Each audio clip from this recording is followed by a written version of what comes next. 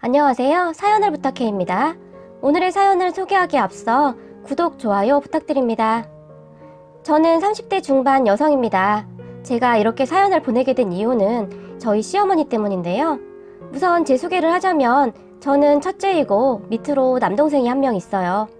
엄마가 1년 전에 갑자기 돌아가셔서 아빠와 남동생 둘이 살고 있고요. 저는 결혼해서 아이가 하나 있고 남편과 사이는 좋은 편입니다. 남편은 시부모님 다 계시고 위에 누나가 한 명 있어요. 시댁과 큰 마찰이나 문제는 없었는데 시댁 식구들은 굉장히 무뚝뚝해요. 표현을 잘 하거나 그런 것이 전혀 없다고 해야 할까요? 부드럽거나 살가운 그런 것을 전혀 느끼지 못하는 그냥 딱 할 말만 하는 그런 분위기였어요.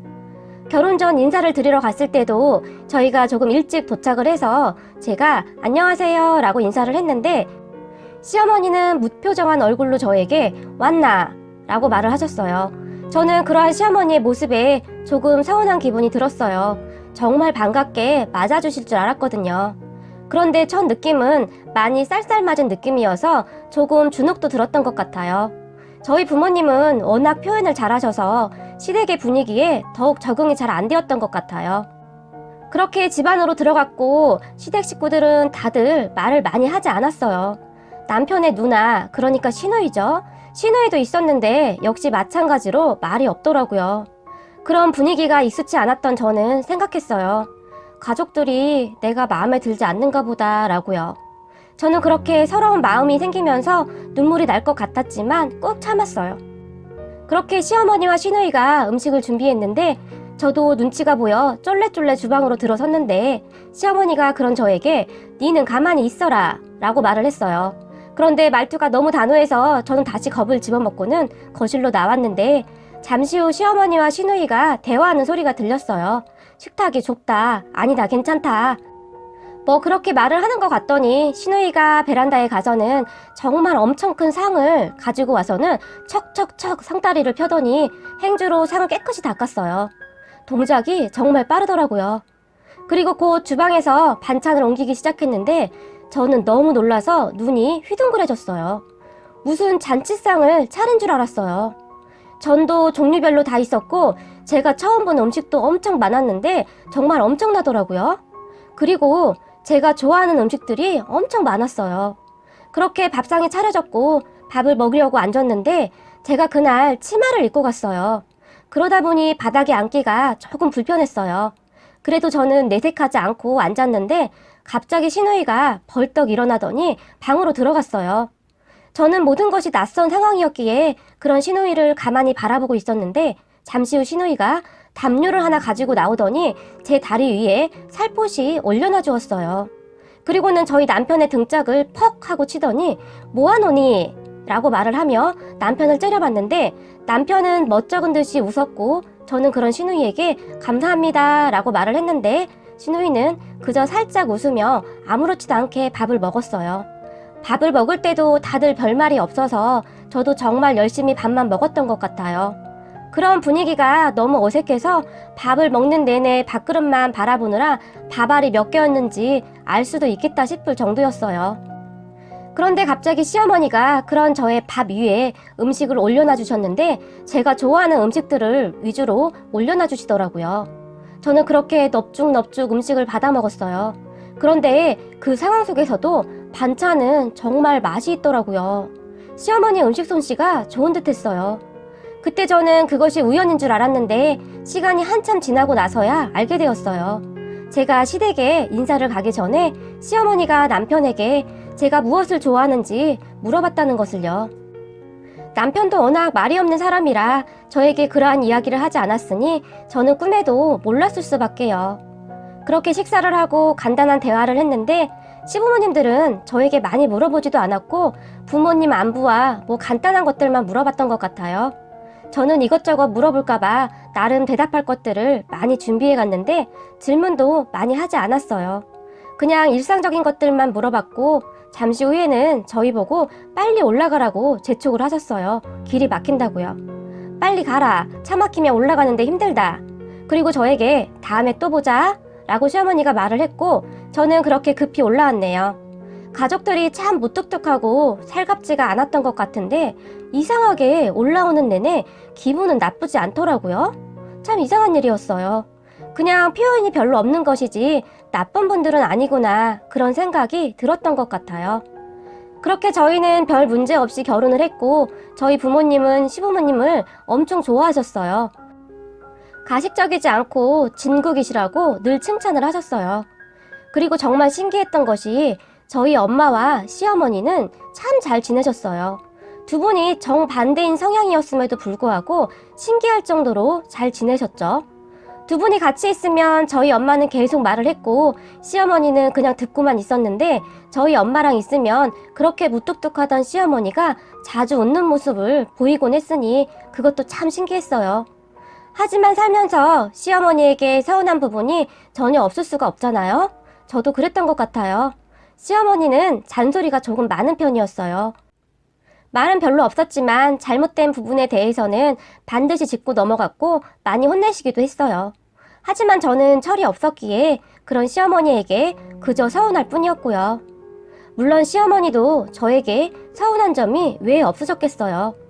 제가 가끔 그런 시어머니에 대해 저희 엄마에게 불만을 토로하면 저희 엄마는 세상 천지에 너희 시어머니 같은 분이 어디 있는 줄 알아?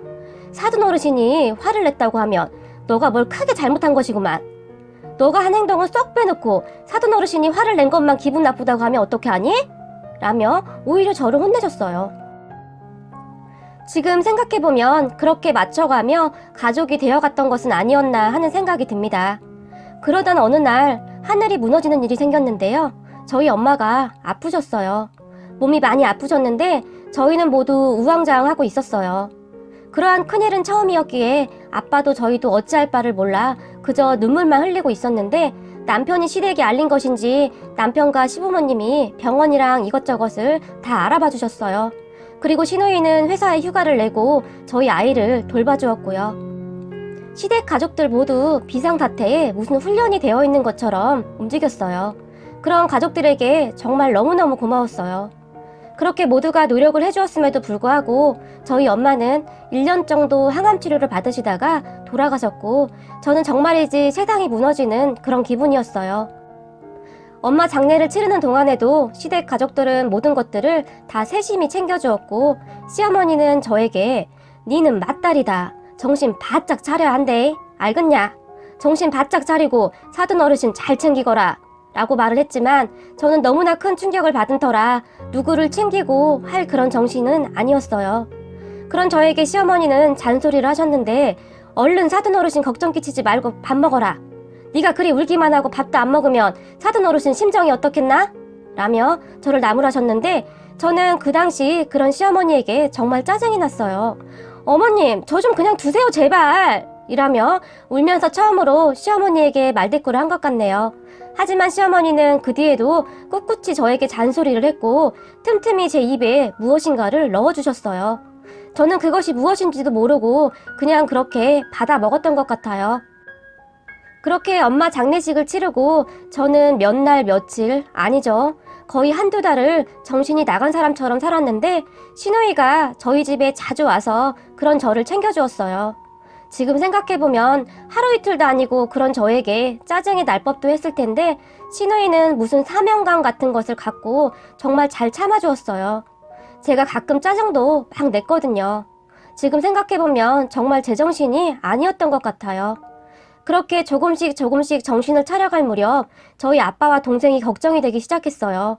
엄마가 안 계시니 밥은 어떻게 드시는지, 집안 살림은 어떻게 하고 있는지 그제서야 걱정이 되기 시작했고 어느 날 친정으로 갔던 저는 그만 깜짝 놀라고 말았어요. 냉장고 문을 열었는데 냉장고에 반찬이 가득했어요. 그래서 제가 아빠와 동생에게 이 반찬들 다 뭐야? 사왔어? 라고 물었는데 아빠가 그 많은 것을 사오기는 어디서 사오겠니? 사돈 어르신이 보내주셨어. 라며 웃으셨어요. 저희 아빠가 웃는 모습을 참 오랜만에 봤던 것 같아요. 그리고는 아빠가 정말 힘이 들어서 입맛도 없었는데 참 산 사람은 사라진다고 사돈 어르신이 보내주신 반찬으로 요즘 삼시세끼 아주 잘 먹고 있다. 사돈 어르신 음식이 아주 맛이 있어. 라며 다시 웃으셨어요.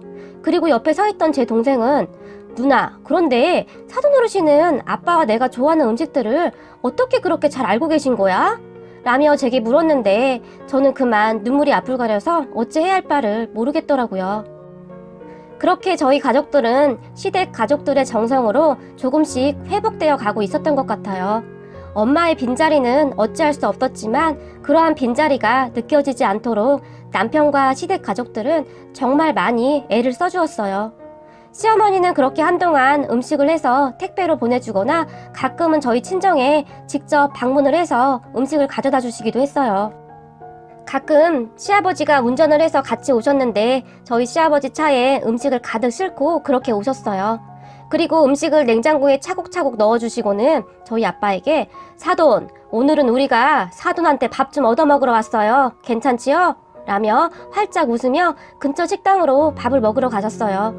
그러면 저희 아빠와 술도 한 잔씩 하시고 저희 집에서 자고 가시곤 했는데 오실 때마다 저희 시어머니의 잔소리는 끊이질 않았죠.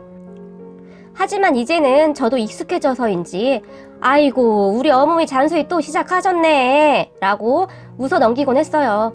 저도 이제 속 깊은 저희 시어머니의 마음을 이해할 정도로 성장해 있었거든요. 그렇게 별일 없이 시간이 지나갔는데 얼마 전에 저희 시어머니 때문에 제가 다시 펑펑 눈물을 흘리고 말았네요. 사실 얼마 전에 저희 엄마 제사였는데요. 저는 제사 음식을 한 번도 해본 적도 없었고 저희 친정도 제사를 따로 지낸 적이 없어요. 큰댁에서 지내곤 했었으니까요. 그렇다고 제가 시댁 제사에 참석을 자주 한 것도 아니었고 저는 그렇게 첫 엄마 기일을 앞두고 눈앞이 깜깜해졌어요. 그렇게 저는 엄마 기일을 앞두고 음식을 사기로 했어요. 아빠도 괜히 번거롭게 하지 말자고 하면서 제사 음식을 잘하는 곳을 알아보라고 했고요. 그래서 저는 열심히 제사 음식을 만들어 파는 곳들을 확인하고 있었는데 시어머니가 저에게 전화를 했어요. 사돈 기일이 얼마 남지 않았는데 알고는 있나? 라고 역시나 시어머니 말투답게 물어보셨어요. 저는 그런 시어머니에게 네 어머님 당연하죠. 저 이제 아니라니까요. 라고 투덜댔는데 그런 저에게 시어머니는 제사 음식은 내가 준비하고 있으니 걱정하지 말 그래. 사돈 첫 기일인데 내가 챙겨야 하지 않겠나? 라고 말을 하셨어요. 저는 그런 시어머니 말에 제사 음식을요? 다요? 라고 말을 했고 시어머니는 그런 저에게 걱정 말 그래. 이 엄마가 다 준비해서 네가 아버지랑 같이 올라갈 것이니까 그리 알고 있으래. 라고 말을 하셨어요. 저는 그런 시어머니에게 어머니 괜찮아요. 저희가 알아서 할게요. 라고 말을 했는데 시어머니는 그런 저에게 네가 단디 착각하고 있는 모양인데 네 엄마랑 나는 그런 사이가 아니었다. 알겠냐? 나한테도 좋은 친구나 마찬가지였단 말이다. 너만 슬프고 보고 싶은 줄 아나?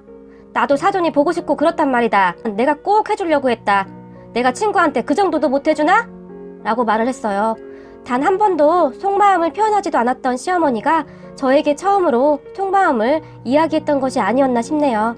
저는 그렇게 다시 한번 눈물을 흘려야 했어요. 시어머니 말이 틀린 말이 아니었어요.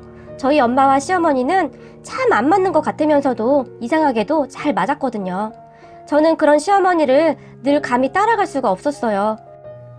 그리고 엄마의 첫 기일에 시어머니는 제사 음식을 준비해서 올라오셨고 제가 저희 집에서 같이 만들자고 했지만 시어머니는 니는 거치장스럽대. 내 혼자 하는 게 편하다. 라며 또 핀잔을 주셨어요. 그렇게 저희 엄마의 첫 기일을 잘 마쳤어요. 그리고 시어머니는 저에게 여전히 잔소리도 많이 하시고 혼도 많이 내시지만 이제는 서로의 마음을 잘 알기에 그냥 웃으며 넘기고 있어요. 어머님, 저는 어머님이 커다란 사랑에 감히 어떻게 보답을 해야 할지 모르겠습니다. 많이 부족하지만 늘 노력하는 며느리가 되겠습니다. 어머님, 많이 많이 사랑합니다. 제 이야기는 여기까지입니다. 오늘 글의 내용에 사투리가 있었으나 제가 사투리 표현을 하는 부분이 많이 부족했습니다. 이 부분은 구독자 여러분들의 많은 양해 부탁드립니다. 오늘은 2020년 새해 첫날입니다. 많이 부족했던 저희 영상을 재미있게 시청해주시고 응원해주셔서 감사한 마음이 가득할 뿐입니다. 사연을 부탁해는 항상 노력하는 마음으로 최선을 다하고 더욱 좋은 영상으로 찾아뵙도록 노력하겠습니다. 올 한 해에도 모두 건강하시고 좋은 일들만 가득하시기를 기원하겠습니다. 새해 복 많이 받으세요. 고맙습니다.